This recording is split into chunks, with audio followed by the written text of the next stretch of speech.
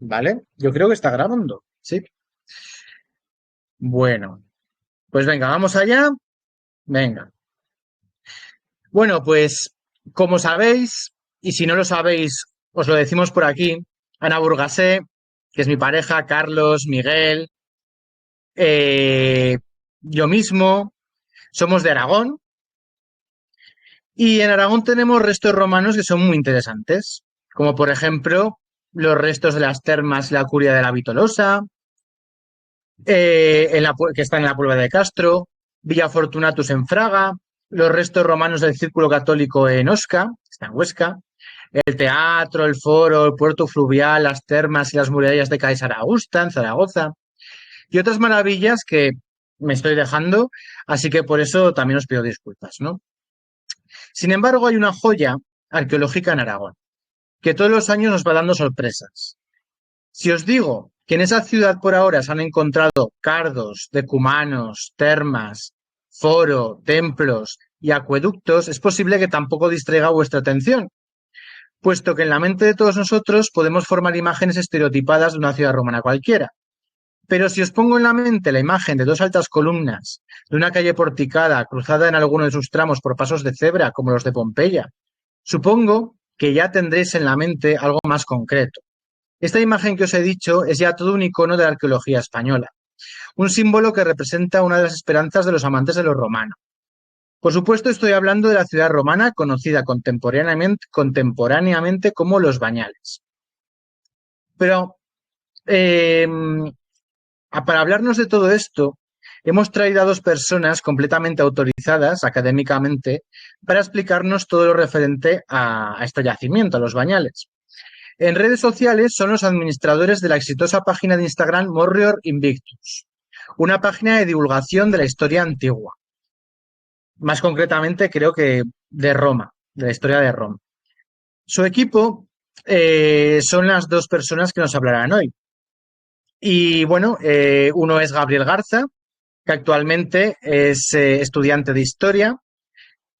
Saluda, Gabriel, para que todos vean quién eres, ¿vale? Eh, Tiene un diploma en arqueología por la Universidad de Navarra, ha estado 4 años excavando en los Bañales, en Santa Cruz de Eslava y Portugal, en Indaña a Bella. Entre otras cosas, recientemente ha estado contratado como técnico en una excavación en Peralta, de hecho este verano me parece, ¿no? Trabajando en una ermita medieval. Javier Martínez, ¿vale? El otro componente de Morrior Invictus, es de Pamplona, es estudiante de 4 año de Historia y diploma de Arqueología. Ha participado en 2 años en las excavaciones arqueológicas de los Bañales, así como también en Santa Cruz y en prospecciones en Castiliscar. Además, este año ha tenido la oportunidad de poder participar en las excavaciones de Tusculum, en Italia, que creo que es la cuna de Catón el Viejo. Y ya sin más, es la cuna de Catón el Viejo, ¿no? Bueno, espera, ahora me lo dirás, ahora me lo dirás. Y ya sin más, dejo que el equipo de Murror Invictus nos guíe a través de esta apasionante visita a los Bañales. Ya todo vuestro. Bueno, pues muchas gracias, Bolsa Mukis, por la excelente presentación, la verdad. Sí. Ya, esto de que empecemos a la charla ya empieza a molar, ¿no? Siempre nos hemos fijado en los congresos cuando presentan a los ponentes y la verdad es que mola mucho. ¿Para qué negarlo? Sí, la verdad que muchas gracias y es todo un honor. Y sí, es cierto, también Tusculum de Catón el Censor y también ahí es donde se cree que tenía la villa Cicerón, aunque todavía no se sabe muy bien dónde, pero sí. Vale, pues como tal vamos a lo primero, esta charla no queremos hacerla muy, bueno, un poco académica así, ¿no? Que tenga sus evidencias, sus certezas, pero que sea más hablada, un poco más de diálogo, porque si no nos vamos a poner un poco nerviosos, vamos a empezar a trabajarnos, ¿vale? Y eso, cualquier cosa, preguntas, agradeceríamos mucho las preguntas, las interrupciones, para que no sean muy monótonas. Y eso vamos a tratar de estructurarlo de la siguiente forma, es decir, primero vamos a contar la historia del yacimiento, la posición geográfica, a lo largo de la Edad Media cómo ha ido cambiando, los grabados que que nos han llegado. Luego también hablaremos de las excavaciones, sobre todo las del siglo XX, de José Galeay y Antonio Beltrán, perdón, me confundía. Y luego ya pasaremos a hablar específicamente de cada sitio, del foro, de las termas, de la posible necrópolis, de las columnas. También hablaremos un poquito de la ermita que hay en los Bañales, que es bastante importante, ¿no? Sí. Así que nada, pues ahora pues nos embarcamos en esta aventura, el yacimiento de los Bañales. Viajamos, aunque estemos telemáticamente, a los Bañales y va a comenzar mi compañero Gabriel Garza. Vale. Bueno, todos creo que sabemos, ¿no?, más o menos dónde están situados los Bañales, la ciudad romana de los Bañales. Está situado en un solar de los vascones, ¿no? Es decir, ¿qué son los vascones? La primera buena pregunta. Pues hay varios autores antiguos, sobre todo Ptolomeo, que coloca a los vascones, la etnia de los vascones, en la zona de Navarra, toda Navarra, pero sobre todo en la zona sur de la ribera actual de Navarra. No sé si sabéis dónde está la ribera, porque claro, muchos de vosotros no sois de Navarra. Perdona, cuando dices los vascones, te refieres a un pueblo de época prerromana, ¿no? Época ibérica. Vale, vale. Una cosita que se me ha olvidado antes. Hoy es el cumpleaños de Ana Doblado, ¿vale? Que lo quería decir, ¿vale? Lo quería decir cuando se grabará. Así que bueno, pues felicidades a Ana, ¿vale? Que se lo merece. Venga, y ya está. Os dejo Pues Bueno, lo primero, muchas muchísimas felicidades. Es la segunda persona que cumple hoy, bueno, que más o menos conozca, o sea que, verdad, espero que se pasen un buen día y que podamos alegrarte lo que hacemos nosotros. Bueno, seguimos, pues Ptolomeo sí que cita que, bueno, que en esta zona está el pueblo vasco, la etnia, perdón, de los vascones, y en uno de sus mapas, que voy a pasarlo, voy a compartir la pantalla. A ver si se ve bien. Bueno, espero que se esté viendo bien. Sí. Está aquí, que es la Tarraga, ¿vale? En esta zona. La ciudad de los Bañales. Ya dejo de compartir. Así mejor. Vale. La situación geográfica es muy curiosa porque está situado... La ciudad de los Bañales está situado al lado de un montículo, de un oppidum, ¿no? Los antiguos oppidum de los pueblos prerromanos, que también Roma utilizará en algunos sitios concretos.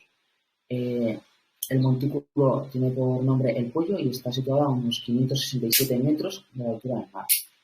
Hay pues unos 150 metros, 200, ¿no?, del foro de los Bañales. No, yo creo que más 100, 150. Ahí estaba situado el oppidum de los Bañales, de los vascones. Una de las primeras fases de construcción de la ciudad como tal se data en época augustea, que sobre todo está adaptado cronológicamente en los años 15-14 a.C., que es cuando se funda la ciudad de Caesar Augusto, ¿no?, por mediación de Augusto. En esa época, Octavio Augusto, ¿no? Sí. Antes de sí. Bueno, si me confundo, corregidme con toda parte. Vale, hay 3 puntos claves en la fundación. Uno es el de la fundación de Caesar Augusta, porque ahí ya cambia todos los distritos conventuales, el espacio conventual de las ciudades, y se van emplazando varias ciudades para controlar mejor el territorio. Luego, otro punto de destacar es la construcción de la vía de la calzada romana que va desde Pompaelo hasta Caesar Augusta. Eso tiene lugar entre el 9 y el 3 a.C. y la lleva a cabo la cuarta legión macedónica, la 10ª Gemina y la 6ª Victrix. Eso es. Que también esas legiones son las que fundaron, bueno, las que poblaron Caesar Augusta, ¿no? ¿Esas 3 legiones son las que la poblaron? Sí, porque luego hablaremos sobre el acueducto, que ahí sí que hay unas marcas de la Legio Cuarta Macedónica y se cree que tiene que estar relacionado al localizarse en Caesar Augusta y luego cómo van creando la vía de Caesar Augusta a Pompaelo y de ahí a otros territorios. Entonces, se cree que es verosímil que puedan haberse establecido también en los Bañales por ese tiempo y ayudar a la construcción de su arquitectura. Pero ¿no? Sí. El tercer momento clave es la fundación del foro de la ciudad, ¿no? Que como toda ciudad romana, al final está articulado por el foro que está situado entre el Cardo y el Ecumano, o sea, el lugar donde corta. Vale, está la datación más o menos aproximada porque en este mundo arqueológico, pues al final piensas que puede ser en una fecha, pero luego igual sale otra evidencia y te echa 100 años para atrás o 100 años para adelante. Está datado entre el 12 y el 8 antes de Cristo, por también las otras dos evidencias. Porque claro, aquí también partimos de la base de que estamos comparando con las otras ciudades que sí que se sabe el nombre, sí que se sabe la situación geográfica concreta, los materiales y que sobre todo es que sí que están mucho más estudiados, como Biblis, Caesar Augusta, Calagurris, ¿no? Y bueno, a lo largo de esta fundación se encontraron varios programas iconográficos, programas epigráficos en honor a Lucio y Cayo César, es decir, los hijos del emperador Augusto. Esto, en esta fecha, entre el 12 y el 8, está también datado el tercer viaje de Augusto por la península ibérica y se piensa que esos epígrafes fueron sobre todo mandados a hacer para prestigio, ¿no? Por si pasaba el emperador, para que viese que esta ciudad sí que, aunque es extranjera, ¿no? Sí que es un centro cultural, no es tanto una ciudad de escaparate, que luego sí que será a lo largo, pues, en el primer siglo, sobre todo, en el primer segundo siglo, pero sí que es una ciudad extranjera, pero de prestigio, porque también tendrá en el foro sus programas iconográficos, sus estatuas y diferentes cosas. Luego, para Pero evidenciar... una cosa. A ver, dos preguntas. Cuando Augusto, en la época de Augusto, me parece que has dicho en el 15 antes de Cristo, ¿no? Fundan esta ciudad, conviven a la vez con los vascones que estaban allí en la parte de arriba de la ciudad. Y luego una segunda pregunta. En la ciudad, ¿era un municipio o tenía otro apelativo? ¿Era una ciudad considerada extranjera, de alguna manera? Porque por lo que has dicho ahora, ¿eh?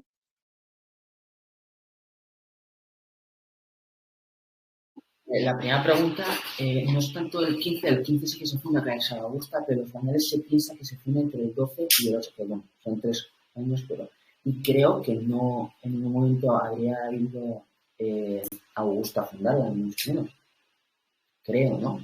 Yo creo que habría habido mínimamente la legión aquí. No, no, a ver, no me refiero a que fuera Augusto en persona, me refiero a la época que se fundó en esa época y sí convivió con con los vascones, que me imagino que.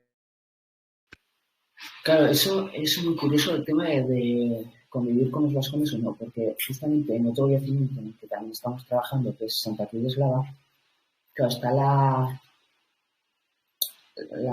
el problema político de decir, no, son vascones, no son vascones. Claro, el hecho de que Roma conquiste un pueblo y establezca una ciudad en la que viven los propios habitantes de ese pueblo, en esa propia tribu, ya hace ser romanos o vascones. Claro, esa es como la cuestión. Sí que vivirían con los propios vascones, porque tampoco era un pueblo que rechazó la presencia romana, sino que al revés. Hay varias fuentes que nos documentan de que realmente se aliaron con Roma para derrotar a varios pueblos prerromanos, no sé si los celtas en este caso, pues no sé si he respondido a tu pregunta, ¿no? Pero sobre todo, pues la construcción de la ciudad está súper influenciada con la construcción de la calzada. Bueno, claro, me falta responderte lo de si es una ciudad municipio o si es una ciudad escaparate. Bueno, extranjera. Realmente es una ciudad extranjera. El municipio lo alcanzará con Vespasiano, con el derecho latino, que otorgará pues, a muchísimas de las ciudades hispanas el derecho latino, pero mientras tanto se verá pues, una ciudad extranjera que parecerá una ciudad romana porque tiene muchísimos elementos decorativos, arquitectónicos de gran calado y de gran importancia, pero no forman parte no son ciudadanos romanos como tal. Luego, pues hay dos momentos muy claves a la hora de la configuración de la ciudad. Uno es la presencia de la Legio Cuarta Macedónica. Se piensa que en algún lugar de esa zona colocaron un campamento.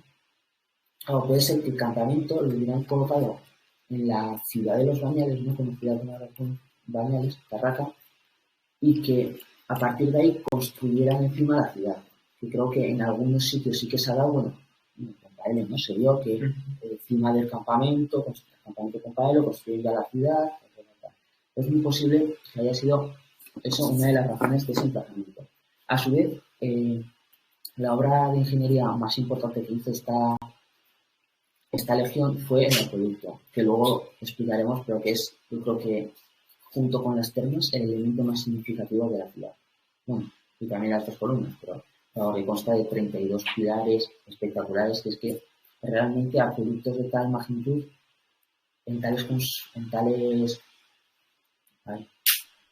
tan bien conservados, perdón, porque no están restaurados nada, están tal y como los pusieron los romanos, creo que no hay muchos.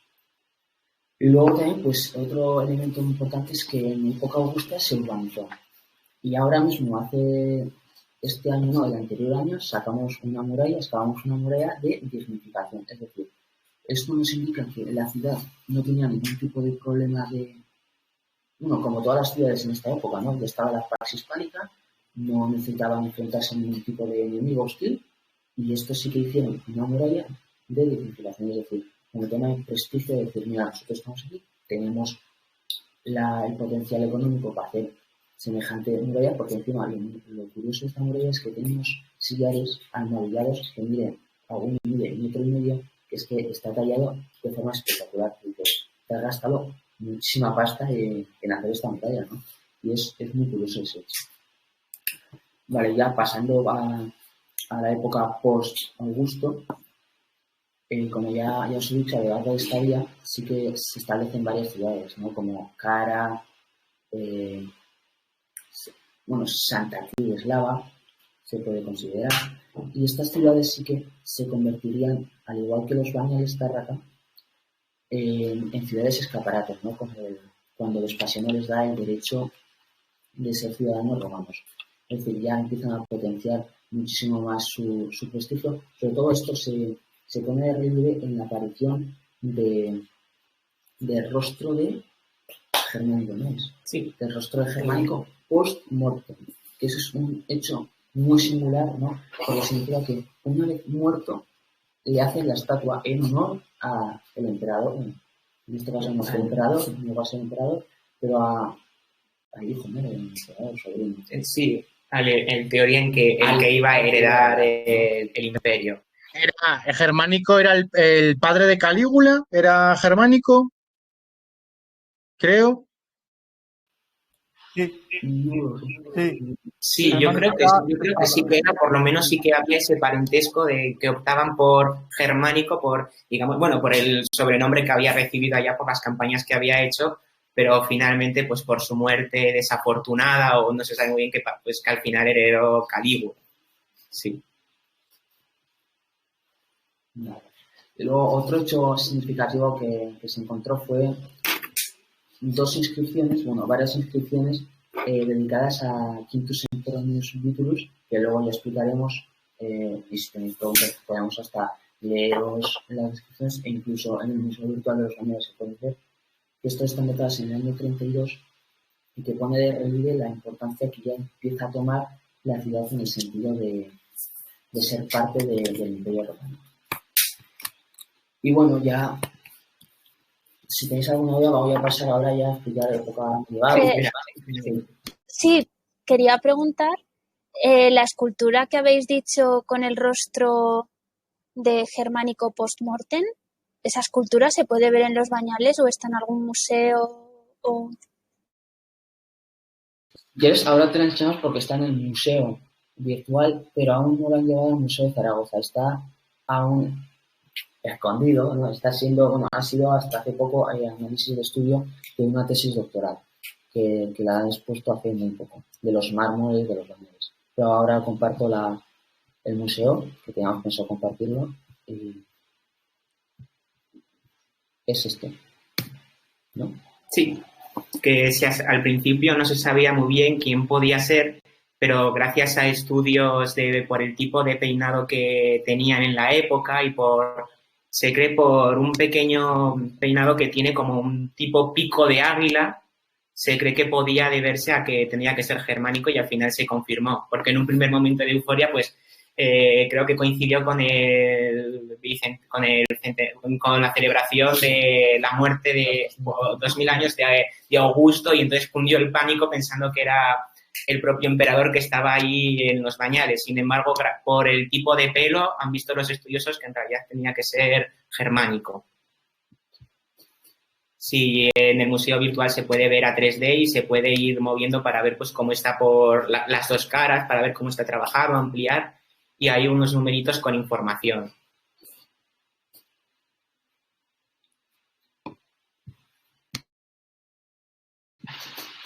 Bueno, ¿alguna pregunta más? Así ya... No, vale.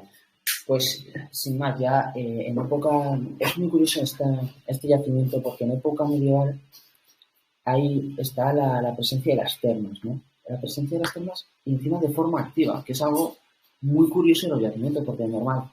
O se construye encima, ¿no? Como pasa en las grandes ciudades, Pamplona, Zaragoza, o se abandona y se deja ahí tirado y ya está. Pero en este caso, las termas siguieron funcionando hasta el siglo XVI, creo recordar. Es algo que dices, ostras, muy interesante. Por eso ha llegado el nombre, porque claro, los bañales no es el nombre que llegó el primer arqueólogo que iba a excavar ahí y dijo, unas termas los bañales. No, es que la cultura popular ha ido recordando el lugar como los bañales. Por eso luego es la ermita de los bañales, tal. Es algo muy curioso.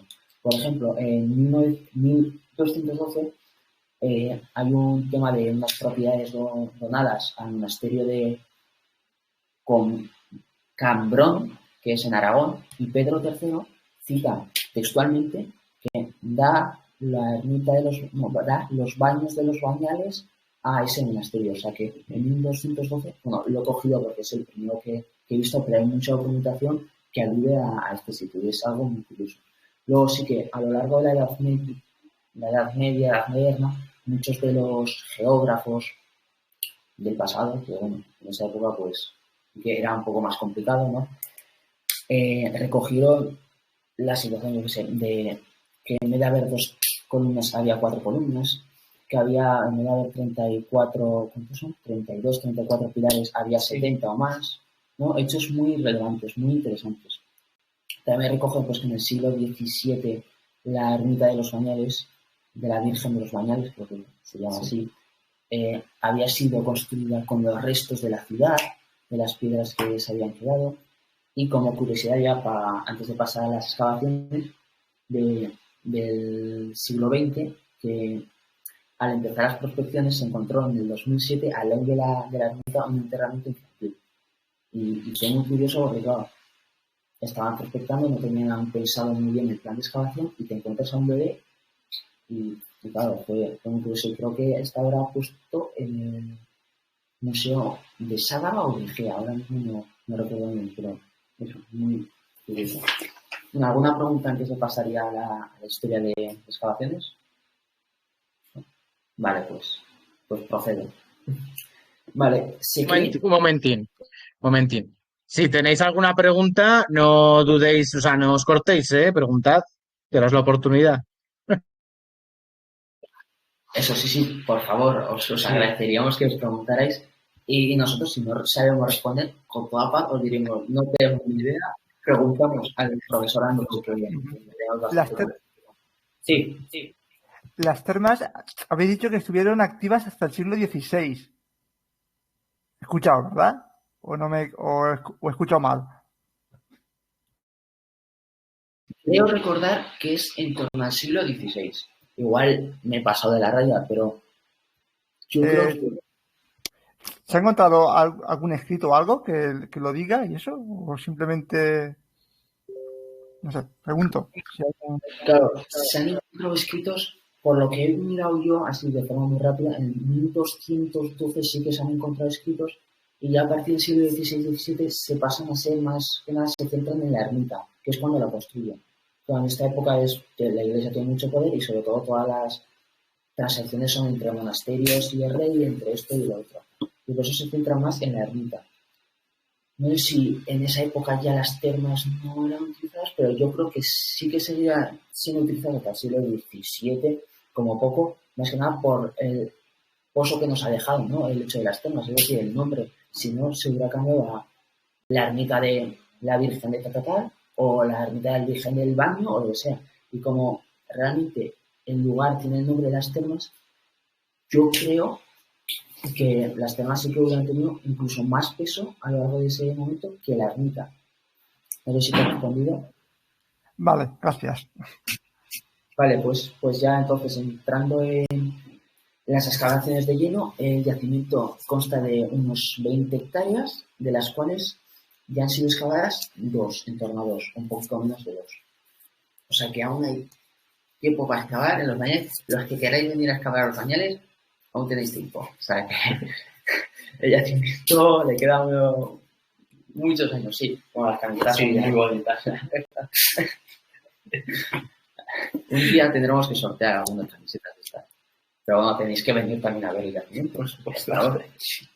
Bueno, el primero que, bueno, a lo largo de la Edad Media, como ya os he dicho, sí que fueron muchos los curiosos que fueron a visitarlo, a hacer grabados. Uno de los más curiosos fue un tal Lavagna, que era un geógrafo portugués, que hizo croquis, creo recordar, de lo de las columnas del barrio residencial en el que ahora estamos excavando, que son columnas que ahora hay dos, pero en ese momento había cuatro. También del acueducto, obviamente de las termas, que aún en esa época creo que estaban tapadas y que intuyo que se habrían dejado de utilizar cuando se derrumbó el edificio. Y bueno, el primero que fue ya plenamente ahí es un tal José Gavial, que estuvo excavando en dos tandas, desde 1942 y 1943 hasta, bueno, dos fases, perdón, 1942 y 1943 y 1946 y 1947. En la primera, sobre todo, se dedicó a hacer prospecciones y a excavar las termas, porque claro, estaban todas llenas de tierra, que esto nos indica que en los bañales, en la zona de los bañales, en ese paraje geográfico, las escorrentías tienen mucho poder, mucha fuerza, porque claro, para llenar un lugar de forma tan profunda, pues ha tenido que haber mucho corrimiento de tierra a lo largo de los años, sobre todo muchas tormentas. Sí. En esta excavación sí que también realizó, aparte de hacer expediciones, actuó de forma muy puntual en el foro y abrió una rampa de acceso al pueblo, lo que era sobre todo su gran objetivo, el pueblo y las termas, ¿no? Que al final el pueblo es, como ya he dicho, el lugar característico de los asentamientos vascones, romanos, pues bueno, pues ya que está aquí, seguimos para arriba. Ya la segunda vez sí que se centró un poco, bueno, acabó de vaciar las termas y se centró más en el pueblo. Es muy curiosa una anécdota que nos ha contado varias veces el profesor Andrew, que es que al excavar los aterrazamientos, se quedó a 5 centímetros 6 de llegar a las inscripciones tan interesantes que hay ahora. Es decir, muchas veces se hace la broma de, pues, si Galileo hubiera llegado a las inscripciones, ¿qué sería ahora de nosotros, no? Y es la curiosidad de darle 4 picadas más y encontrar una inscripción, o que se quedó oculta otros 70 años, 80 años. Y bueno, los resultados de estas excavaciones lamentablemente no fueron de gran utilidad porque la documentación que recogió no fue muy profunda, porque al parecer en ese momento había un corral. Y claro, él pensaba que esos hallazgos estaban muy contenidos por el corral y no les dio mucha importancia. Y así que la siguiente persona que fue a excavar es un tal Ángel Beltrán, que estuvo excavando de 1962 a 1969. En Aragón creo que es muy conocido porque creo recordar que es uno de los arqueólogos top de la historia de España, en concreto de la historia arqueológica del Valle del Ebro. Así que este hizo una excavación en más superficie, más profundidad y, sobre todo, lo más curioso de esta excavación fue que no se centró solo en excavar y varias cosas, sino en proteger. Es decir, él en 1932 a 1974, que es su primera campaña de excavación en las termas, bueno, él excava en el verano, en julio, como ahora se suele hacer de normal, bueno, y se hace en los bañeros, que solo se excava en julio. Y claro, él sacó toda la tierra que se había vuelto a amontonar durante los 30 años que tardó, que se paró entre Galilei y este hombre, Sacó todas las termas, las dejó ya limpio de tierra y mandó un plan para reconstruirlas. Y él construyó un muro de contención, bueno, de tierra, pero lo construyó por el tema de las riadas. También colocó algún techo en las termas para que pudiera ser visitable y se mantuviera. Es curioso porque en la época de Galilei, en el foro encontraba un arco y lo dibujó. Un arco que se piensa que era de 16 a 26 pies de alto. Pero claro, ya en la época de Ángel Beltrán ya no se encontró ese arco, cosa que es bastante un poco deprimente, que se haya perdido una joya arquitectónica. Chicos, ¿tenéis alguna imagen de las termas de los Bañales? Pues por internet.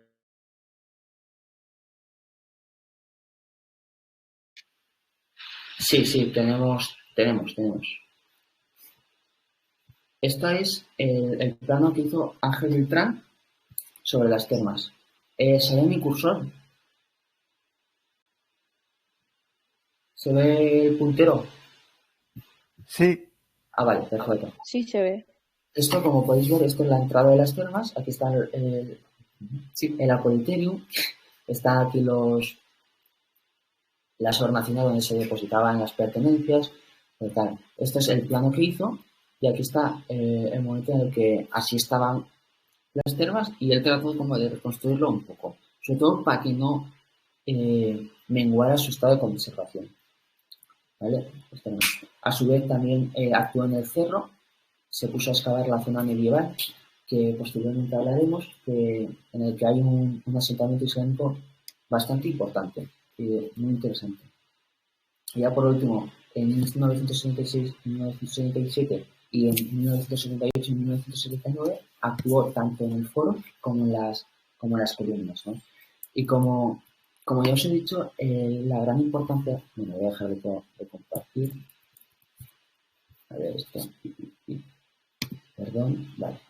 La gran importancia de Ángel Beltrán fue que pasó de ser una persona que, como los anteriores arqueólogos, que buscaban el propio reconocimiento, el sacar información, prestigio, a decir, estoy comprometido con el yacimiento, voy a dejarlo bien para que los posteriores que puedan continuar con la investigación lo puedan hacer con gran profundidad y con gran interés. Yo creo que si ahora están los Bañales como están, en parte se le debe a él.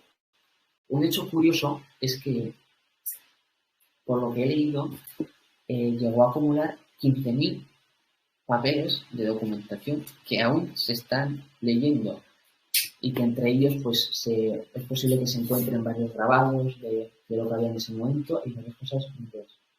Pero que, claro, se volvió a empezar a excavar en 2009 de la mano del profesor Andreu y varios Juanjo Bienes y varios profesionales más. Y claro, ellos al llegar se pusieron a ojear todo eso y claro, había tal cantidad de información que a partir de ese momento se estableció que unas ciertas personas tenían que estar ahí día tras día, ¿no?, investigando por si se habían dejado alguna cosa. Y con esto, pues ya así de resaltar pues que las perfecciones sí que fue un trabajo muy característico de este arqueólogo, ¿no?, de Ángel Beltrán, que pateó gran parte de las 20 hectáreas que construyó el yacimiento y documentaba todo lo que veía y todos los hallazgos, ¿no?, que realizaba. Y luego, por último, que en 2003 la Ciudadana de los Bañales fue considerado bien de interés cultural. Entró en los nombrados, ¿no?, los prestigiosos PIC, y así ya pues se dio un impulso más a la protección, ¿no?, de este yacimiento que realmente, ¿para qué lo vamos a negar?, no está protegido. Porque la ley puede decir una cosa, pero luego, como solo hay una vallica de nada y en la zona en la que ahora se excava, en el foro está abierto al público. O sea, puede decir de noche y puedes hacer banderadas como lamentablemente hace la gente, destruyendo pintura mural y haciendo botellones en lugares que no estaría del todo bien. Y Bueno, digamos que Beltrán, bueno, pues, aparte de ese asunto que es tremendo, porque claro, también hay que contratar a alguien para que vigile, eso cuesta dinero y todo el rollo. Pero el Beltrán, lo que habéis dicho, Ángel Beltrán, ¿verdad? Se llamaba. Este hombre, digamos que es un antes y un después, ¿no? En cuanto al concepto de arqueología, de ser reconocido, ¿no? Ser un Indiana Jones o, entre comillas, o ser alguien que realmente está comprometido con la historia y con resolver ciertos entuertos, ¿no? Ese es el que seguro que hay otros por otros lados, pero en el Valle del Ebro es como el primer gran arqueólogo del bien de interés, ¿no? De toda la gente, del gran arqueólogo público, porque también era profesor en la Universidad de Zaragoza, entre otras cosas. Y luego, pues, estos años, luego sí que profundizaremos más, pero del 2009 cogió el testigo el profesor Andreu, Juanjo Bienes, uno de los arqueólogos y algunas personas más, y sí que trataron de establecer una excavación en condiciones, ¿no? Con sus proyectos, sus objetivos para a largo plazo. Empezaron los primeros años excavando el foro, en el cual, para explicar a mi compañero, que encontraron mucho el movimiento marmóleo de los espectaculares que luego también enseñaremos en el Museo Virtual. Y ahora sí que estamos centrados en excavar pues, el barrio residencial, es decir, la zona de las dos columnas, para que nos entendamos todos. Y con esto dejo paso a mi compañero, que ahora os explicará las diferentes partes de la ciudad, y ya está, espero que estéis disfrutando de esta charla. Sí, pues bueno, muchísimas gracias, Gabriel. Yo estoy disfrutando mucho y yo sé que todos los que están viendo aquí también. También. Nos alegramos mucho, sí. Bueno, ahora pues vamos a introducirnos ahora más en los bañales, como en los distintos edificios que articulaban una ciudad y en concreto esta. Y claro, lo primero que teníamos que hacer era pues tener esa visión en general y cómo se ha intervenido en los bañales, ¿no? A lo largo de la historia, que es muy importante porque, como muy bien ha dicho mi compañero, sin todo el trabajo que ha habido antes, no podíamos llegar hasta donde hemos llegado y con el conocimiento que tenemos. Entonces, ahora, cuando pensamos en una ciudad romana, lo primero que se nos viene a la cabeza es el foro. El foro como principal elemento de la ciudad, es como nuestras plazas mayores actuales. Y bueno, ahora vamos a compartir unas imágenes. Lo único que como vemos la pantalla y no nos vemos a vosotros, si tenéis cualquier pregunta o algo, pues ponéis el micro y nos decís. Bueno, esta es una panorámica del Foro de los Bañales y entonces, claro, el foro es el centro neurálgico de la ciudad, el lugar donde se encontraba la basílica para aspectos jurídicos, políticos, donde estaba la curia para los magistrados para decidir sobre qué políticas llevar a cabo, lo que se serían desde el Senado de Roma, etcétera. También templos, también tiendas para la alimentación o para la venta de determinados productos y luego también para el disfrute y para la vida social de los romanos. Luego, como muy bien nos ha dicho el compañero Gabriel, aquí arriba es donde nos encontraríamos en esta zona es el Puello, que es donde se localizaría el centro vascónico prerromano. Y entonces, cuando llegan los romanos, deciden poner aquí el foro porque consideran que en esta zona del Puello hay un gran terrazamiento donde se puede construir el centro neurálgico de la ciudad y que al final será un icono de la romanización. A su vez, también aquí podemos observar las dos comunas detrás, que es luego el barrio residencial. Y ahí es lo que antes ha explicado mi compañero, ¿no? Que como en el antiguo poblado prerromano estaba en una zona de altura pequeña, si recordamos a los romanos y uno de sus tratadistas clave, como lo fue Vitruvio, entendemos que necesitan unas grandes superficies para el desarrollo de las distintas calles, esos cardi y esos decumani. De ahí a que luego elijan este emplazamiento para el resto de los barrios residenciales de la ciudad. Respecto al Foro de los Bañales, esta es una imagen que tenemos en planta y aquí es donde tengo el cursor. Sería una de las calles principales que se continuaría por aquí, de unas calles de la ciudad. Justo ahí, subiendo, se sube directamente hacia el oeste al Puello, donde estaría el emplazamiento prerromano y luego el emplazamiento medieval. Respecto a lo que ha dicho nuestro compañero, la entrada del foro sería por aquí y es ahí donde estaba ese arco que nos ha llegado a través de los grabados, pero que no se ha podido encontrar existencias de ello, lo que se cree que podría haber sido empleado por gente de la zona, pues para, como ha dicho, pues de Corral, de la propia ermita o las casas de los pueblos de alrededor.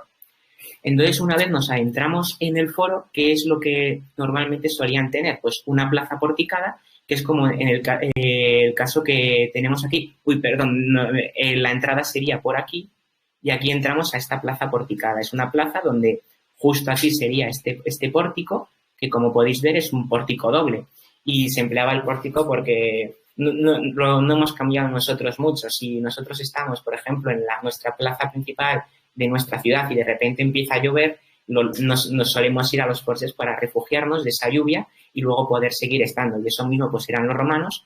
Y luego también debemos entender esto en todo su esplendor. Es decir, entre los pórticos se tendrían que localizar pues distintas esculturas a emperadores o personajes importantes de la ciudad, como Quinto Sempronio Vítulo, que ha nombrado mi compañero Gabriel, que desempeñó importantes cargos durante la época imperial y que como consecuencia se hizo una serie de inscripciones y estatuas que no nos han llegado a nosotros, pero que en el museo virtual se pueden ver sus vestigios. Y lo mismo de algunos emperadores, como por ejemplo era el caso de Domiciano, que luego veremos. Entonces entramos por aquí al foro y nos encontramos con esta plaza porticada.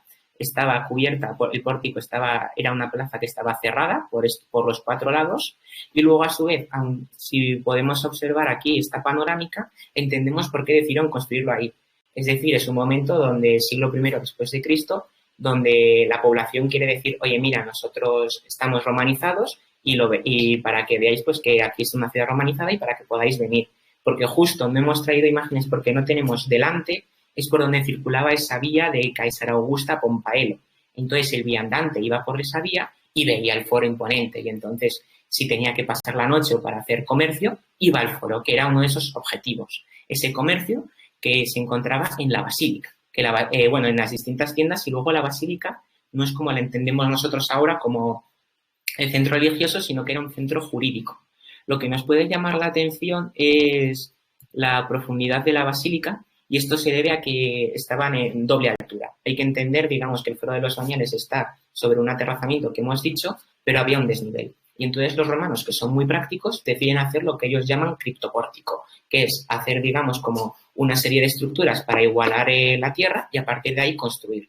Y entonces esto es lo que sería una reconstrucción que ha hecho el equipo de los Bañales, que podéis encontrar en internet, de cómo sería el foro con esta cubierta para protegerse de la lluvia. Esto es lo que sería la basílica, cómo se eleva. Y aquí podemos ver esta plaza porticada y abajo ese desnivel y otra pequeña plaza que se abriría en ese primer momento del siglo I. Entonces ahí vamos construyendo y vamos entendiendo cómo se entiende ese foro con esos personajes ilustres de la ciudad para el enriquecimiento de la ciudad, cómo tenía que estar en una zona que se viese para decir, oye, aquí hay una ciudad, es romana, ha llegado luego la basílica para esos elementos jurídicos, administrativos. Luego también tendría la curia, todavía no se sabe exactamente muy bien dónde estaba situada. Y después pues había distintos recintos de distintas familias pues para enorgullecer a sus familiares o también a otras divinidades, como el caso típico de los romanos, que como todo el mundo sabremos, creían en diversos dioses. Entonces aquí volvemos a tener el plano y lo que decíamos, esas inscripciones se han localizado aquí estas 3, que son por cierto muy interesantes y como antes ha dicho mi compañero, las podéis ver en el Museo Virtual de los Bañales para poder verlas, para poder ver cómo eran y si no también ahí pues obtener mayor información. Estas son algunas de las fotos de cómo se localizan. Lo que tenemos aquí son unas inscripciones que son una copia o los modelos de las originales que están detrás. Esto se hizo para protegerlas de las inclemencias del tiempo, de la lluvia, como bien ha dicho Gabriel, de esas lluvias torrenciales que suelen azotar esa zona, pues para que no se perdiesen, pero están in situ y a través de estas réplicas pues podemos conocer más la vida de estos ciudadanos. Y estos son una serie de recreaciones de lo que podían ser esos recintos. Aquí, por ejemplo, lo han reconstruido con una verja porque, claro, esto es una de las cuestiones de la arqueología. Gracias a ella nos aproximamos a los edificios y ahí a los vestigios, ahí podemos ver pues por distintas marcas que tenían, pues si tenían una verja o si había pues el marco de una puerta, etcétera, para intentar reconstruir de la manera más fidedigna los distintos emplazamientos. Y en este caso sería dedicada a una familia donde destaca esta gran figura alada que se cree que es en honor a la victoria Augusta. Claro, estamos siglo I después de Cristo, con el imperio, con Augusto y el resto de emperadores. Bueno, ya otra vez, a partir del siglo XII después de Cristo, creo que es la paz Augusta, que es en el momento en el que pues, el imperio está en paz. Entonces, pues es ese elemento de que gracias al emperador hemos alcanzado unos límites increíbles, bueno, que luego se seguirán incrementando, pero que además pues hemos vencido y estamos ahí. Y entonces pues hacen eso para recordar, pues, y para rezarles, al igual que este otro, que este es de otra familia distinta, pero se cree por las inscripciones y los vestigios que podría ser Júpiter, el que está aquí centro, ¿no? El dios de dioses, el jefe supremo del panteón romano.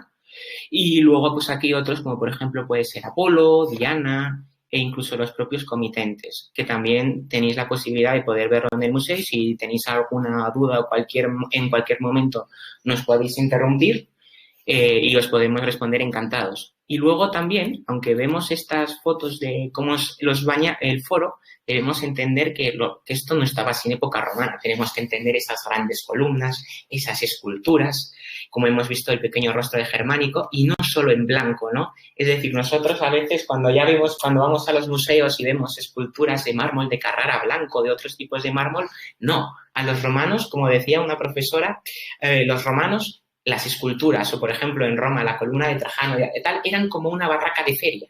Es decir, ahí estaba todo con colores, porque para ellos pues tenían que verlo así. Y también debemos imaginaros justo aquí, la estatua de un emperador divinizado, el mármol de Carrara, todo pintado. Cuando surge la luz del sol, que eso tenía que ser un espectáculo de colores. Y es así como tenemos que entender a los romanos, como no tan distintos a nosotros, sino que les gustaba el color, que querían que se les viese, que querían, reforzar que el foro era ese centro neurálgico y recordar, pues, a sus gobernantes como era el emperador. Que hablando de emperadores, justo se encontró varios fragmentos de mármol del emperador Domiciano, que a muchos de nosotros nos recordará por ser un emperador polémico, sanguinario, déspota, que finalmente pues acabó asesinado, pero que aquí pues se puede apreciar una parte del zoracato, que es la armadura que el emperador divinizado con armadura, donde pues se ve con algo muy típico de los romanos, ese triunfo sobre otros pueblos. Aquí podemos ver a un señor maniatado, con la coraza, tal, para hacer ver que pues es ese símbolo de la victoria, ¿no? Esto en muchas monedas romanas aparece el típico trofeo y los cautivos al lado del trofeo. Es muy romano, como tú has dicho. Sí, efectivamente. Y la verdad que también es muy interesante, ¿no? Y así podemos hacernos una idea de cómo eran los romanos y cómo querían hacer ver ese poder y ese triunfo sobre el resto como pues, símbolo de la superioridad desde esa opsis romana. Sí. Y luego, bueno, pues esto sería el foro. Y acto seguido cerca del foro nos encontramos con las termas, de la que pues mi compañero ya ha presentado, ya ha hablado que de ahí el término de los bañales, y a su vez las termas era otro, edificio muy importante de las ciudades romanas. A todos, por ejemplo, pues se nos vienen a la cabeza distintas escenas de películas donde pues estaban los romanos bañándose hablando en comunidad, porque también las termas, aunque ahora nos parece más raro, puede ser como nuestros centros deportivos donde tenemos pues nuestra sauna y podemos hablar con nuestros compañeros, pues los romanos también lo entendían, pero de otra manera con estos baños públicos. Aquí es otra foto de las termas de los bañales, que bueno, aquí se puede apreciar un poco cómo es la factura romana y luego cómo se ha hecho esta reconstrucción, que creo que data de época de don Antonio Beltrán, que decidieron hacer esa reconstrucción para proteger el interior del Apoditerium, que luego hablaremos de qué es, y así poder conservarlo. Entonces, estas termas también son de época imperial. Aquí tenemos una planta de cómo serían las termas, pero bueno, vamos a ir viéndolas a partir de estas imágenes. En primer lugar, cuando una persona iba a las termas, pasaba por la entrada, donde tenía que pagar el precio estipulado. Es decir, en eso no hemos cambiado mucho. Tenemos ahí que pagar la entrada y acto seguido de la entrada nos vamos a este vestuario o el Apoditerium. Ahí este es el Apoditerium de los bañales, donde, como muy bien ha dicho mi compañero Gabriel, tenemos aquí estas pequeñas aperturas o loculi, donde ahí se depositaban tus pertenencias y te cambiabas para para irte al baño. Claro, pero sí. Una cosa. Las termas, hay una imagen, bueno, un concepto que es lo que tú has dicho ahora. Las termas hay que pagarlas, había que pagarlas. Por lo tanto, si las termas había que pagarlas, que era algo público, pero costaba un dinero. Habría gente que no podría bañarse, ¿no? Habría gente que estaría sucia todo el día porque no tendría la posibilidad de usar las termas. Sí, la verdad que creo que es Diocleciano el que pone los distintos precios e impuestos y es ahí donde dice el precio que tienen que pagar, pero si mal no recuerdo también pues con los grandes triunfos o determinadas festividades o a determinada hora del día sí que dejaban que fuese entrada libre para, como tú dices, aquellas personas que o bien no podían pagarlo o no se lo podían permitir pudiesen, aunque sea, pues utilizarlas alguna vez a lo largo del tiempo. Pero sí, lo que dices, sí, habría gente que no podría utilizarlas, ya que esto pues es un sitio a pesar de esas termas públicas, pero también en determinados tiempos había que pagarlas, sí. ¿No? Y también había, en este caso no, pero en otras termas como las de Caracalla, ¿no? Sí. Había muchísimas más cosas, había bibliotecas espectaculares, palestras, cosas que no era únicamente el bañarte, que es que te pasabas ahí todo el día súper a gusto haciendo muchísimas cosas. Pero... No. Pero sí, como... Y, por ejemplo, aquí no solo tenemos en los bañales, no solo hay, como podéis ver en esta foto, en esta planta, no solo tenías una salita como en la piscina, que es una exterior para poder bañarte, no. Tenías un propio circuito que seguir. Primero tenías el trepidarium, que era esa zona de agua templada, donde tú te metías, te podías echar ungüentos, lavar, y después pasabas al caldarium, que era la zona de agua caliente, donde ahí, como curiosidad, se te abrían los poros de la piel del calor y con una raspa te quitabas, digamos, entre comillas, la roña para poder limpiarte bien después de un largo día o de una larga semana. Y después volvías al trepidarium, donde también, de paso, como curiosidad, no hemos cambiado mucho, te podías también, pues, los hombres más pudientes, pues, depilarse o también, pues, perfumarse para después ir al frigidarium, que es la zona de agua fría. Ya después del agua fría te volvías otra vez al apodyterium, te vestías, salías por la puerta y te ibas a tu casa o a otras actividades que tuvieses en ese momento. Y así es un poco cómo funciona ese circuito de termal en la ciudad romana de los Bañales que se ha encontrado. Bueno, aquí tenemos imágenes exteriores. Ya vemos, claro, como pues sí que hay cierto que se ven ciertas zonas con sillares donde ven los vestigios, pero claro, hay otras que no, como ha dicho Gabriel, ¿no? Que a lo largo del tiempo pues va evolucionando o también pues por el paso del tiempo y no se utilizan, pues al final se hunden y si no se cuidan, pues al final se quedan en un estado hasta que llegan los estudiosos y comienzan a investigarlos y gracias a eso se permite pues que se sigan manteniendo a como están ahora. Y esto pues es otra foto de las termas y luego también solían tener una serie de hornos, que eso porque claro, ¿cómo conseguían el agua caliente? ¿Le rezaba a Hefesto o algo y ya está? No, sino los romanos eran muy prácticos y tenían sus propios hornos y a partir de ahí de un sistema de canalización radial por el suelo, es decir, como ahora tenemos en nuestras casas, a través de tuberías o a través de llevar el aire caliente por el suelo, se calentaba, digamos, y también se calentaba el agua. Y a partir de ese circuito termal que permitía sea agua caliente, agua templada y luego un agua y agua fría. Sí, y eso con respecto a las termas. Y después de las termas, claro, como... ¿Hay preguntas? Sí, si hay alguna pregunta de las termas o alguna cosa que os gustaría saber, que no hemos comentado, y no os preocupéis en interrumpirnos, que esto queremos que sea un diálogo. Una cosita. Si hay alguien que tenga otra pregunta. Del acueducto nos vais a hablar más tarde, ¿no? Sí, ahora vamos a hacer, ahora ya viene, digamos, todo lo demás y ya está, sí. Sí, ahora, bueno, después de las termas, claro, tenemos que entender dónde vivía esta población, ¿no? Vivía, pues, en el barrio residencial que está más adelante de las termas y del foro, y ahí es donde destacan esas dos columnas, como aparecen en la fotografía, o como buenamente tenemos nosotros y también nuestros compañeros en las camisetas, que ya se ha convertido en el icono de los bañales. Entonces, este es un barrio residencial que ha tenido distintas épocas y lo que más destaca es lo que antes habéis comentado de estos Crepirinae o, digamos, también los pasos de cebra, que pensamos que los romanos pues eran o unos bárbaros o como vivían en esas épocas de siglos primeros después de Cristo, no tenían, pero no, tenían sus propias calles, como se puede ver aquí con el empedrado, y también tenían también sus pasos de cebra por donde podían circular la población y también con esos carros que permitían el paso del carro de caballo, etcétera. ¿Y este edificio qué es? Pues al principio se podía pensar que era... Una pregunta, antes de que pases al edificio, esos pasos de cebra, cuando estuvimos con Ana en Herculano y luego estuvimos en Pompeya, Herculano no tiene pasos de cebra y Pompeya sí que los tiene. Y nos llamó la atención y resulta que es porque Herculano estaba con un desnivel tal que en el agua, cuando llovía, no hacía falta que hubiera estos pasos porque no se acumulaba. En cambio, en Pompeya, el agua se acumula en las calles, y entonces cuando llueve y cuando por la porquería y todo, y entonces sí que es necesario. Entonces, por lo que veo, en los bañales debía ocurrir lo mismo.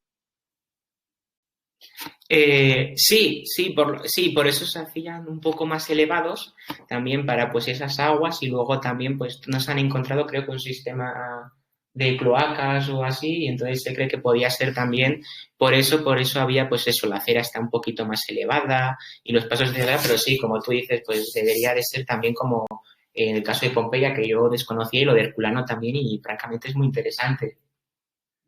Sí, es que resulta ser los pasos de cebra que una cosa muy, muy curiosa, porque la gente piensa que eso, que los romanos iban pues muy tranquilos, pero es que claro, hay pasos de cebra y en los baños justamente se han conservado creo que varios. 2 o 3 pasos de cebra, es que es algo muy, muy interesante.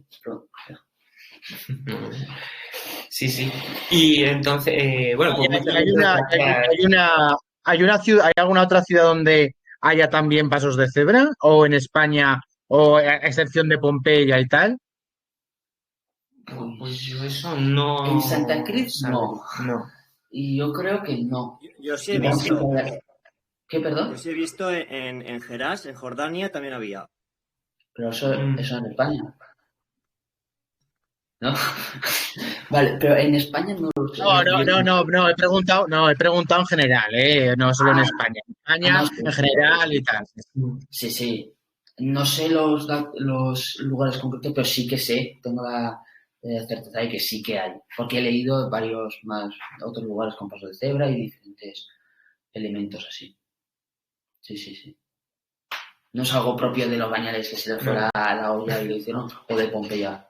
No es algo ya caracterizado. Bueno. Sí.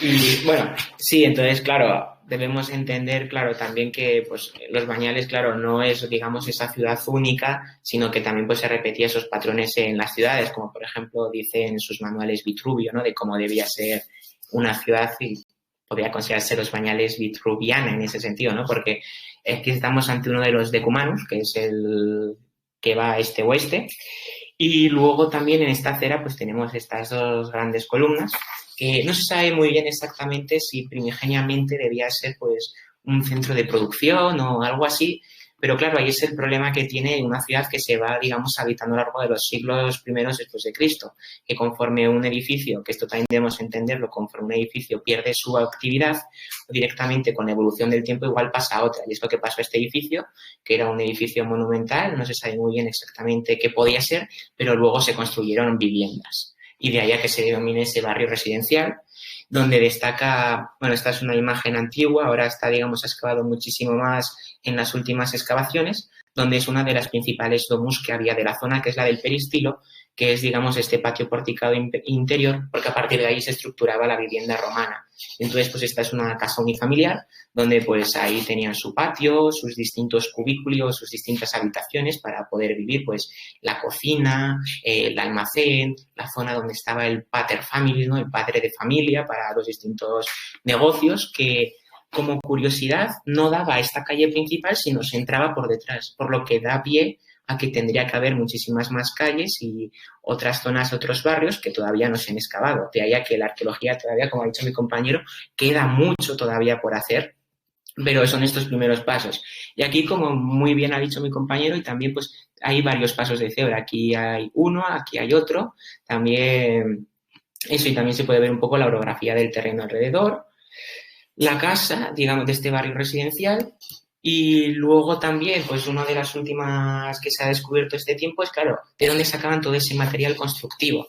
Pues una de esas, a través de las canteras de arenisca, que es la piedra de la zona, y esta es una foto de las canteras que se han descubierto en estos años, que forman parte de la ciudad, donde pues se ve estos materiales, las piedras de arenisca labradas, hasta el pico de la piedra para sacar esos bloques, esos sillares, y poder transportarlos más cerca, porque claro, hay que economizar, no vamos a traer, digamos, piedras desde otras partes de la península o de la Galia o de Italia, teniendo aquí piedra de la zona y pudiendo hacer unas canteras, porque hay que entender los caminos que eran en la época, el sistema marítimo, por carros también, en terrestre, etcétera.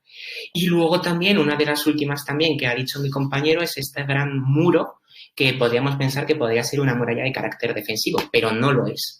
Es una muralla de dignificación de la ciudad porque vemos que está con sillares y también aquí que está decorada, es decir, como para engrandecer a la ciudad romana, es decir, oye, mirad, aquí está la ciudad y mirad aquí lo que somos capaces de hacer y lo que tenemos. Como muchos de nosotros, pues, por ejemplo, la ciudad, los estadios de fútbol, decimos, por ejemplo, aquí en Pamplona, el Sadar, ¿no? Nos sentimos orgullosos, pues los romanos lo mismo de su foro y también, por ejemplo, pues de este muro. Y luego también, claro, otra parte muy importante de la ciudad es la relación que tiene con el mundo de los muertos, ¿no? Ese diálogo entre los vivos y los muertos que ahora explicará mi compañero junto al acueducto. Vale, ¿alguna pregunta del foro o de las termas, del barrio residencial ahora explicado? En las termas he visto que solamente había un frigidarium y un calendarium y eso. ¿No estaba separado para hombres y mujeres? ¿O simplemente era por horas? ¿O cómo era?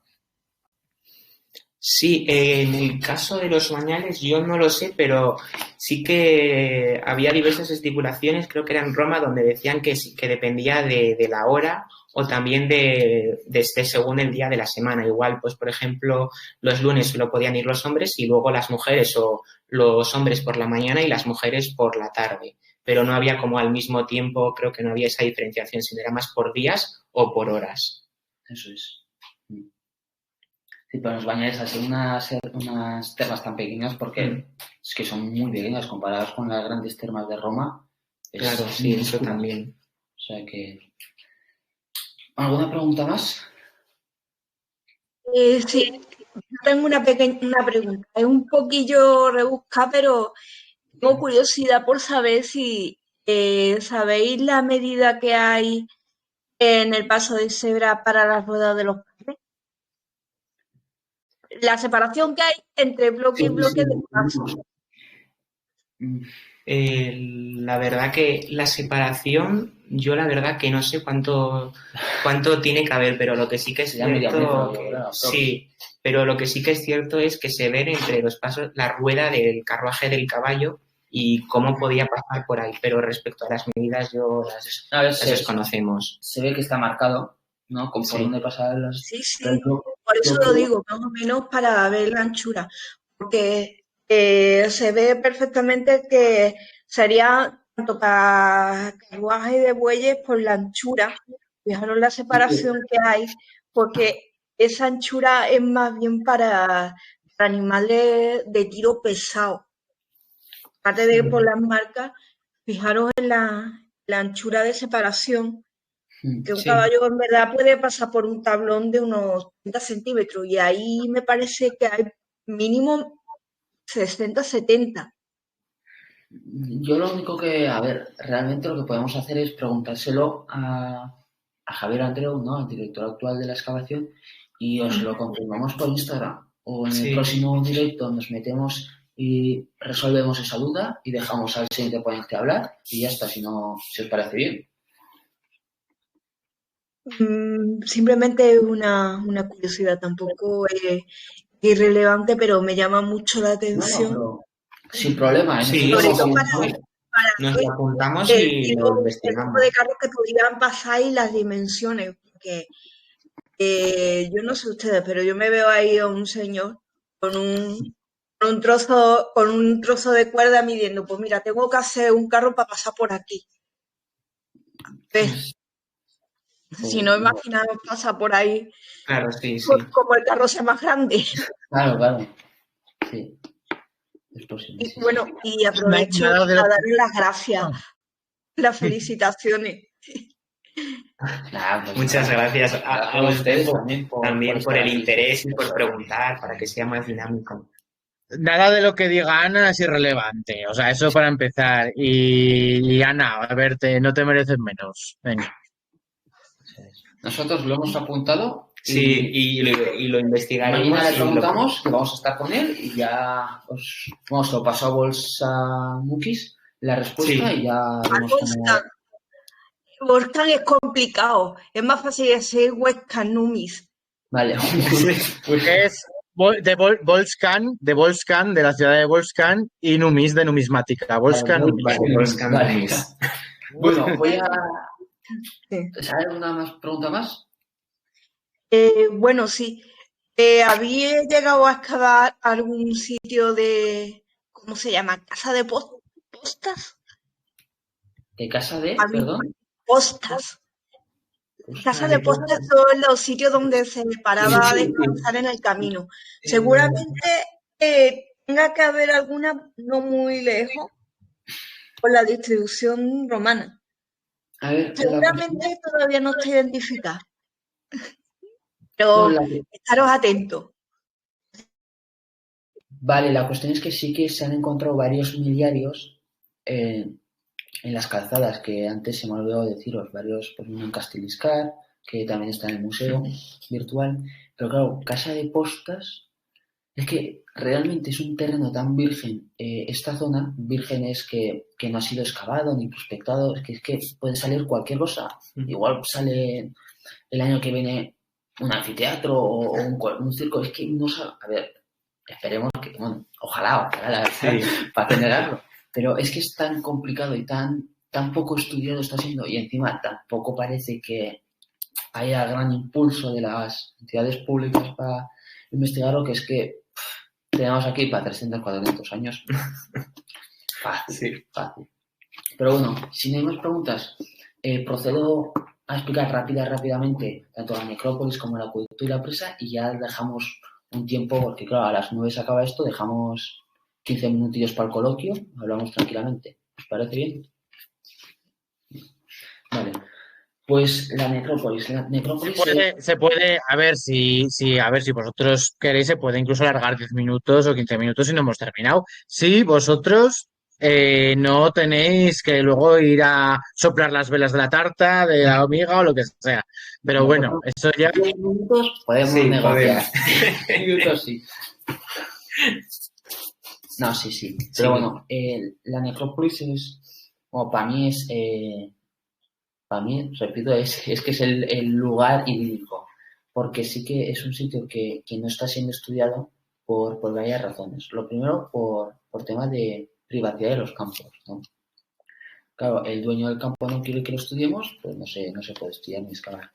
Pero creo que, al igual con muchos yacimientos de esta entidad, pues se me viene a la cabeza Santa Cruz, que la necrópolis es una pasada que fue reconstruida hace poco en el videojuego y el documental de Valete Vos Villatores, que si os interesa y os gustan las recreaciones, poner Valete Vos Villatores cuando podáis en el Google y veréis unas recreaciones espectaculares, ¿no? Pues en este caso la necrópolis se piensa que está situada al suroeste del Pueblo, es decir, detrás, y que en su momento, en época de don Antonio Beltrán, sí que había un mosaico. Dicho mosaico ya se ha perdido por la roturación de los vehículos agrícolas y por el paso del tiempo. Ha ido perdiendo teselas. Esta necrópolis está conformada por la conocida ley de las 12 tablas, ¿no? Y es decir, esto lo que nos indica es que está situada a la espalda de la ciudad. Entre los hallazgos que se han encontrado han sido varias cupae, ¿no? En las que se puede destacar una cupae que es la cupae de Crisima, que está datada en el siglo II y que la erigió su marido en favor de Crisima. Lamentablemente, muchas de estos restos de la necrópolis llegan en el campo, porque claro, transportar una piedra que pesa 1 tonelada, pues no es fácil. Y claro, los caminos no están asfaltados, realmente está en medio de un campo, hay una pista que está en muy malas condiciones para entrar, casi hay que entrar con todo terreno, es muy, muy complicado el acceso y claro, pues el transportar los materiales es complicado. También ha habido restos de arquivoltas, elementos decorativos de algún posible mausoleo o algún hecho de estos. Luego, para continuar con los elementos funerarios, bueno, voy a compartir la presentación para enseñar las imágenes, pero están el mausoleo de los Atilios, ¿no? Que esto sí que está, sí que está un poco más alejado de los bañales en sí, pues estará a unos 4 kilómetros, 5, Sí. 4 kilómetros aproximadamente, y es muy curioso porque está datado en la segunda mitad del siglo I y es, yo creo que de los pocos mausoleos de España que se conservan tal como está conservado muy bien para lo que es, ¿no? Para los años que tiene, pero sí que necesita, como digo yo, una capa de chapa y pintura, es decir, necesita estar un poco mejor acondicionados. Obviamente se ha perdido toda la decoración pictórica, está todo muy agrietado y da un poco de pena. Sí que hay una valla que prohíbe el paso adentro, pero le falta un poco de cuidado y conservación. Fue mandado construir por Atilia Gesta, que fue la promotora, y la cuestión es que fue construido para 3 personas, ¿no? El Cayo Atilio Genial, que es el abuelo de Atilia Gesta, y Lucio Atilio Gesta, que es el padre, y para ella misma, y ahí estaban enterrados los 3, se piensa. Los elementos iconográficos son muy interesantes, pero bueno, luego si hay tiempos los explico de lleno. Luego también está aquí la mal llamada, ¿no? Se puede decir, sinagoga de Sadaba, que realmente no es una sinagoga, ¿no? Es más un mausoleo, se piensa, ¿no? Sí, efectivamente. Y bueno, nada más que hemos puesto esta imagen para deciros que no es tanto eso, una sinagoga, sino que bueno, les venía bien que fuera una sinagoga en la época en la que dijeron que era una sinagoga, pero realmente es un mausoleo. Y nada, ya partiendo ya, pues por último, pues hablando de la presa y el acueducto, ¿no? La presa está localizada en la zona de Cubulmena, ¿no? Bueno, lo curioso de esta zona es que en 2009 se comenzaron a realizar varios sondeos para conocer si realmente esto era una presa romana o era un dique de concepción de época, pues, del siglo pasado, ¿no? Y claro, curiosamente, dio lugar a que la altura de las piedras de la presa en sí son unos 56 metros y que antes, durante el siglo XIX e incluso el siglo XX, hasta el siglo XX, antes había aquí un manantial. Por lo que es muy posible que todo esto estuviera lleno de agua y que a través de aquí llegara el Specus, que el Specus es como un acueducto pues hecho en piedra que conectará con el acueducto. Así que bueno, os voy a leer porque está aquí muy bien explicado que en la parte inferior está confeccionado por sillarejo en seco, es decir, no tiene ramasa. Para la impermeabilidad están colocados que se apoyó en una bancada de arcilla con varios bloques de arcilla compacta en el interior de la presa, como forma de dique para la impermeabilidad, sobre todo. Y bueno, y el acueducto es este, que como he dicho antes, actualmente se conservan 32, de los que deberían de ser unos 70 y algo. Es el elemento más característico de los bañales. Realmente este conectaba con Puy Foradado, que es donde estaba más o menos situada la presa, y a través de un Specus, es decir, un acueducto en la piedra, a través de por aquí, recorrería toda esta zona hasta la ciudad. Así que hay en varios lugares que está tallada la roca en la piedra, algo como he repetido ya, el Specus, que era por donde circulaba la piedra. Y ya yo creo que más o menos pues esto ha sido todo, ¿no? Podemos decir. Esto es el museo virtual, que es que os lo recomendamos. Ahora me voy a meter otra vez para que veáis todo lo que hay, porque es una auténtica pasada. Hay también alguna cosa de Santa Cruz, por si queréis. Aquí está la marca de los pilarones del acueducto, que esto nos lleva a pensar de que fue construida por la Cuarta Legión Macedónica. A ver si carga y lo podemos ver. Una cruz cristiana. A ver.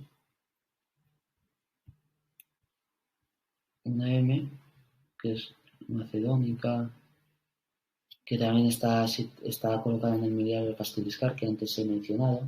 Esta justamente fue encontrado en la calzada romana que conecta con cerca de San Augusto y Pompeino, y esto sería todo. Bueno, aquí están las cupae encontradas, las estelas, y esto En sería todo.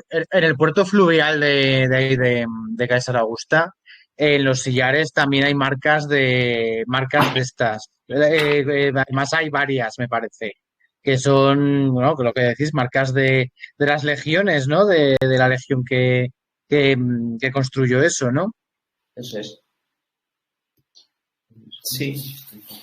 Sí, claro. Al final hay que entender, claro, que, por ejemplo, al final si está la legión, ¿no? En la ciudad o así, pues son un gran contingente, ¿no? De hombres que pueden poner fuerza, ¿no? Y para, pues, trabajar, pues, distintos y para ayudar al crecimiento de la ciudad.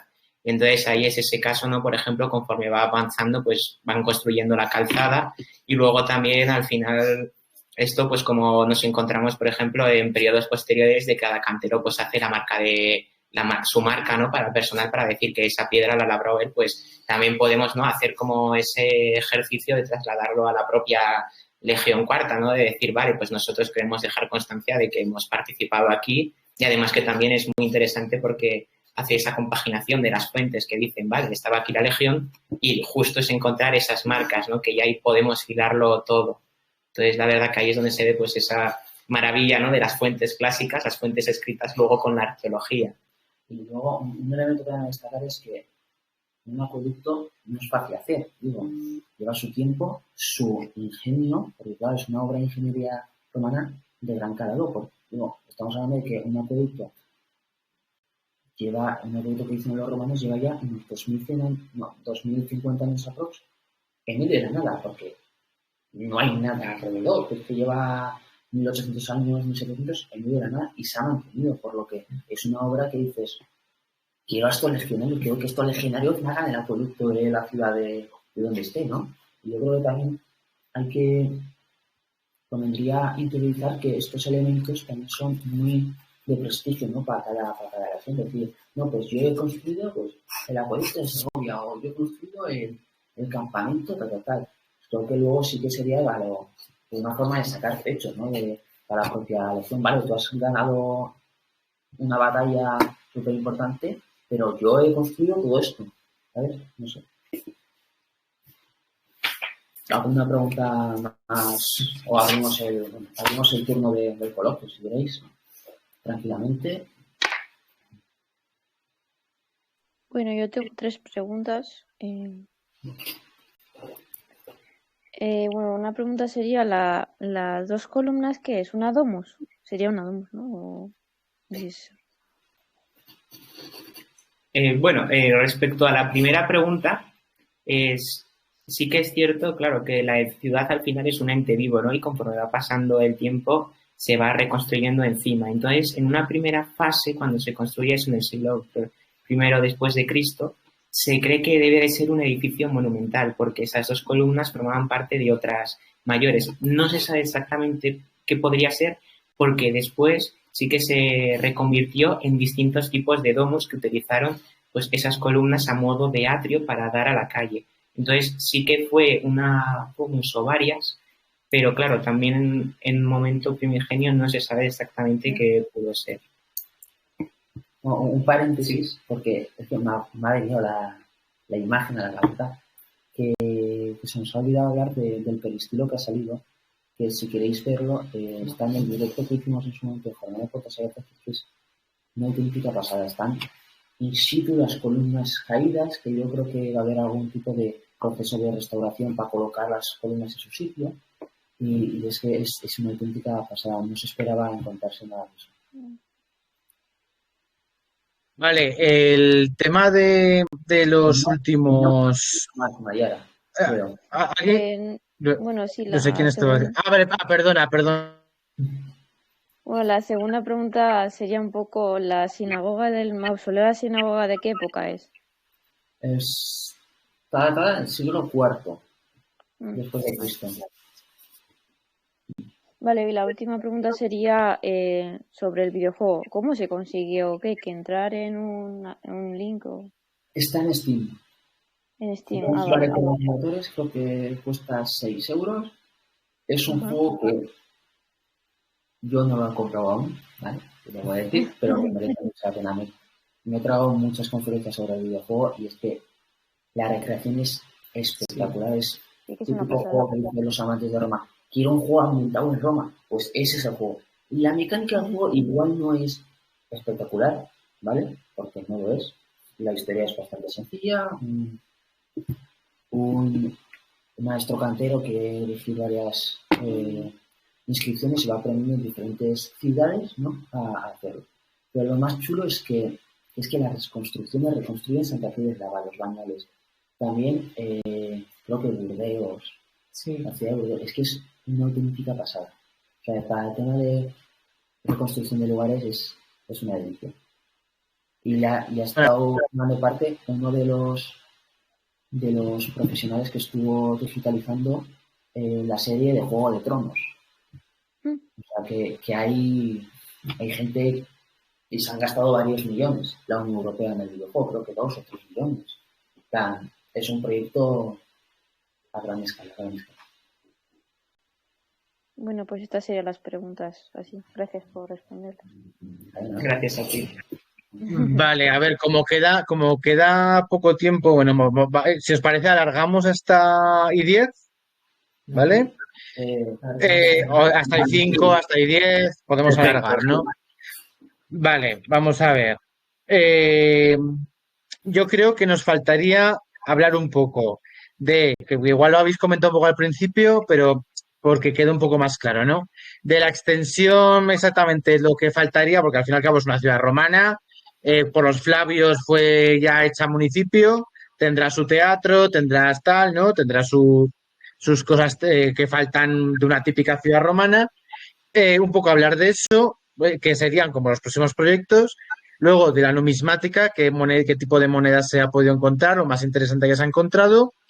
Y bueno, y simplemente pues ya, aparte de eso, los próximos proyectos, ¿vale? Que sería un poco ¿vale? O lo que habéis hecho este año, que es lo que ya has comentado, que ha sido muy interesante, pero bueno, si no nos queremos centrar en eso, pues a lo mejor ya los próximos proyectos que se cree que hay en determinados sitios, qué problemas puede haber con los de los terrenos de al lado, porque imagino que hay mucho terreno privado, ¿no? Entonces, pues bueno, pues ese tipo de cosas, a ver si se puede hacer y luego que si la gente quiere hacer alguna otra pregunta, pues que la haga, ¿vale? Bien. Vale, es que a mí me encanta hablar de lo de los propietarios de los terrenos, porque es que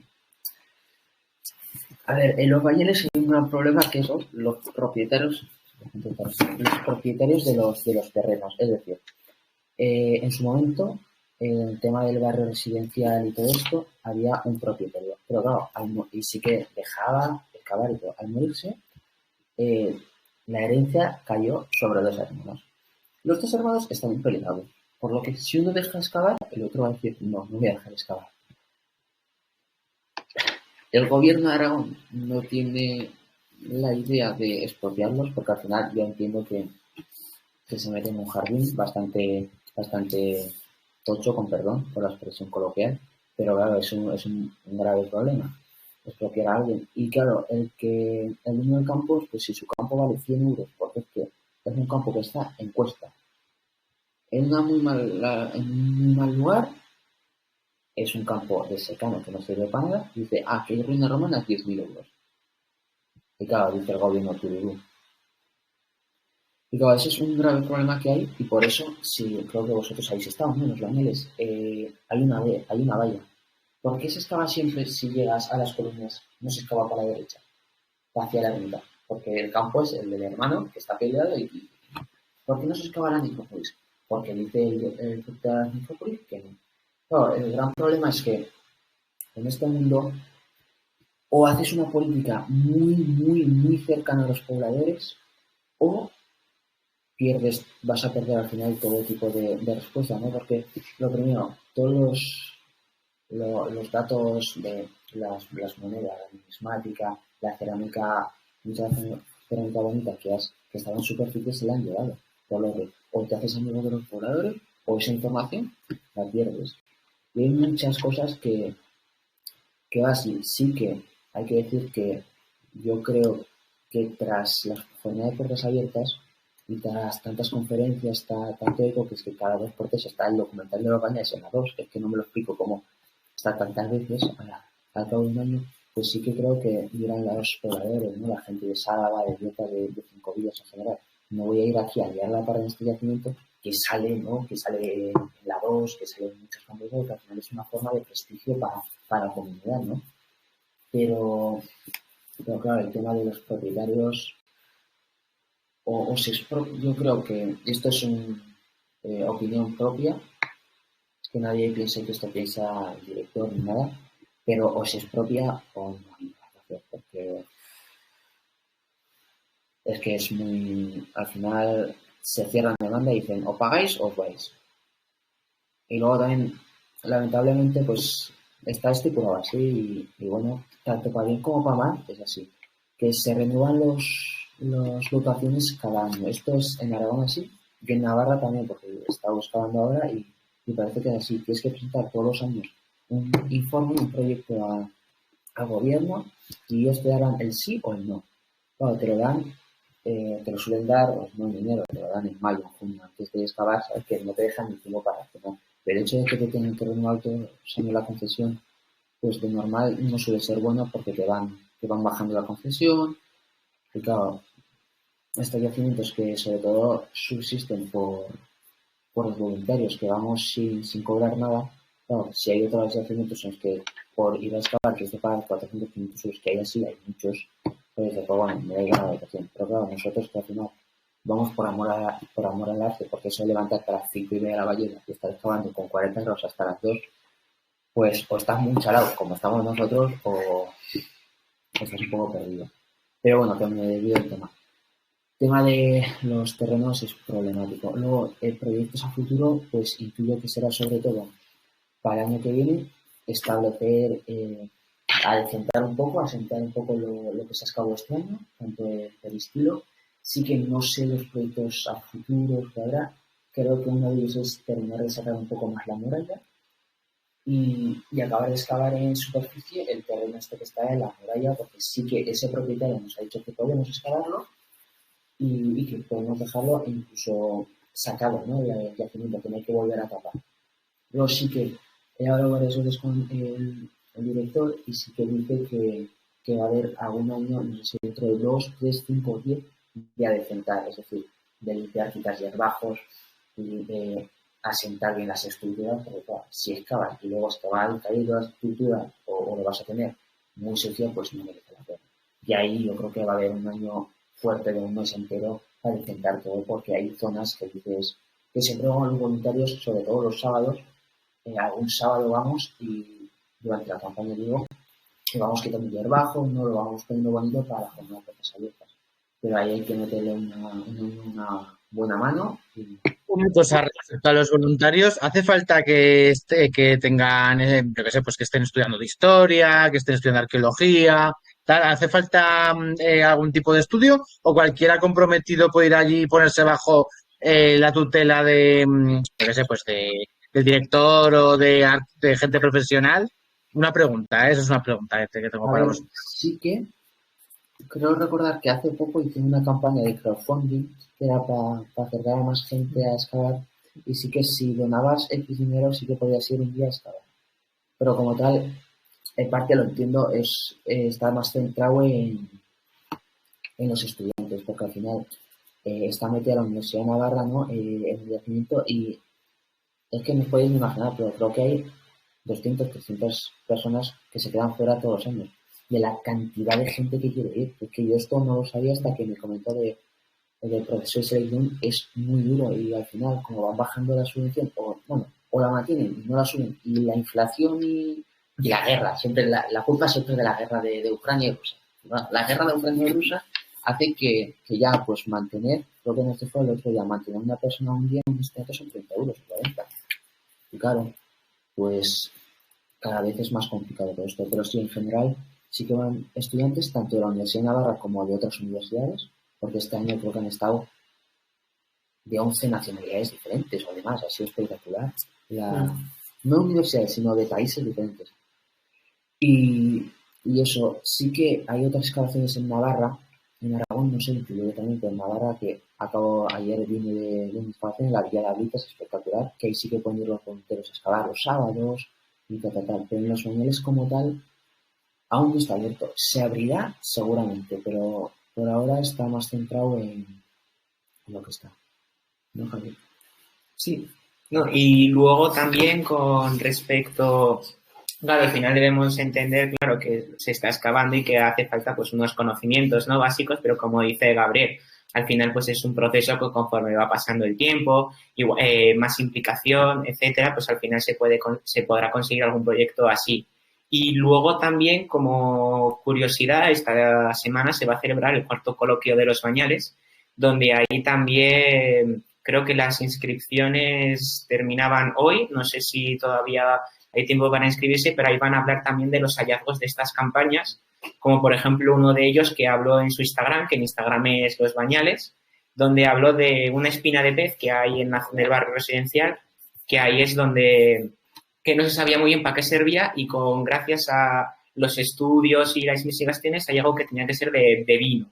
Entonces, claro, al final todo eso se ha descubierto hace poco, el 8 de septiembre creo que fue cuando lo anunciaron. Y entonces, claro, al final pues eso es un proceso que va poco a poco y esos descubrimientos los van a decir la semana, creo que son el coloquio jueves, viernes y sábado, donde ahí pues van a hablar pues los nuevos descubrimientos y lo que está haciendo y luego razones de futuro, que unas de ellas pues es seguir pues con lo que ha dicho Gabriel de ese peristilo que se ha descubierto, ¿no? Porque es muy interesante porque permite ver pues esas fases de abandono, de cómo se cayeron, cómo se quedaron y para que pueda serlo, sí, ahí Gabriel tiene... No se ve. Bueno, no se ve. No, pero si se pone en internet 4º coloquio de los Bañales sí que aparece. Yo os invito a ir porque nosotros vamos a estar tanto jueves como viernes, el sábado hay una visita ya a los Bañales y pues está guay, así nos conocemos, tomamos una Coca-Cola, una cerveza, lo que queráis y así encantado. No es broma, estaría bastante chulo. Para los que estáis aquí y los que luego lo veréis, no sé qué he grabado. Es viernes, sábado, charlas y... No, jueves, viernes, charlas, jueves empieza por la tarde y el sábado visita. Hombre, alguna vez sí que, es que claro, hay tantos sitios, pero alguna vez sí que tenemos que coincidir, por lo menos Ana y yo, que estamos cercanos, de ir alguna vez allí y que, bueno, y aunque hayamos estado ya, pero ver también esas cosas que no hemos visto, porque estuvimos hace 2 o 3 años, ¿verdad? En Los Bañales. Hace 2 años. Hace 2 años, por eso. No vimos el mausoleo. Pues y la presa de Cubalmena tampoco. Pues cuando vayáis, si podemos entrar en contacto y así os enseñamos un poco las cosas y eso, o sea, nosotros encantadísimos, de verdad. Ya os molestaremos, ya. Vale, pues eso espero. Perfecto, eso es. Y si se anima alguien más, pues oye, pues ya está. Pues también, eso es. Aquí estáis todos inventados. A la cerveza o a la Coca-Cola no sé si me dará esto para todos. Pero bueno, eso ya haremos cuentas. Chicos, pues oye, si no hay ninguna pregunta más, os dejo tiempo si hay alguna preguntita.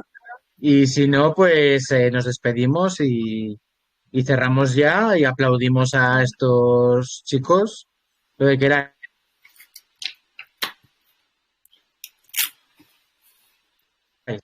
¿No?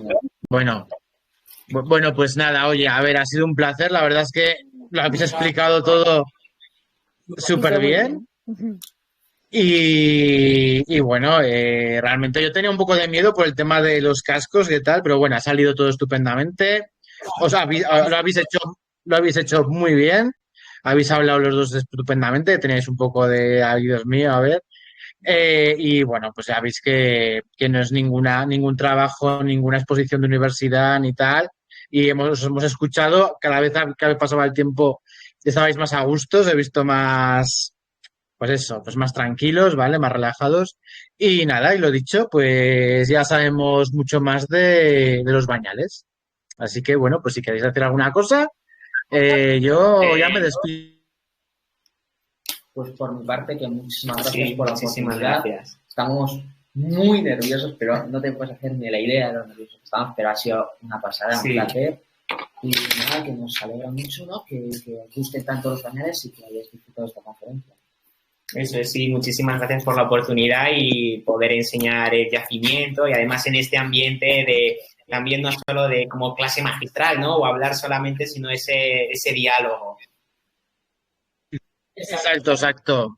Bueno, chicos, pues el vídeo estará en YouTube, ¿vale? En cuanto pueda hoy o mañana, pues lo colgaremos y eso ya lo anunciaré, os lo pasaré a vosotros y tal, ¿no?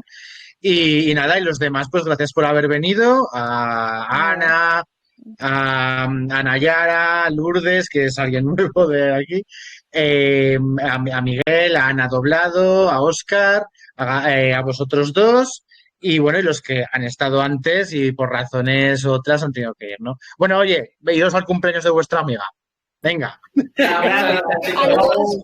Luego- Adiós a todos.